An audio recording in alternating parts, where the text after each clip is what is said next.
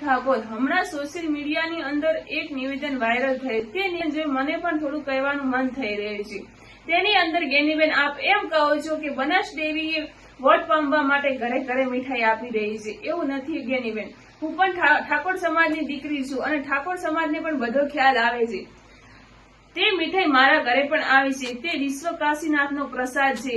હમણાં બનાસ ડેરીએ વારાણસીની અંદર નવા બનાવેલા પ્લાન્ટની અંદર કાશી વિશ્વનાથને તે પ્રસાદી ચડાવવામાં આવી હતી અને તે પ્રસાદી બનાસકાંઠાના દરેક પશુપાલકોના ઘર સુધી પહોંચે તે માટે ગરીબોની જીવાદોરી સમાન બનાસ ડેરીએ તે દરેક પશુપાલકોના ઘર સુધી પહોંચાડી છે અને તે પુણ્યનું કામ કર્યું છે। ત્યારબાદ પણ ગેનીબેન તમે એમ કહી રહ્યા છો કે બનાસ ડેરીએ પામવા માટે ઘરે ઘરે મીઠાઈ આપી છે।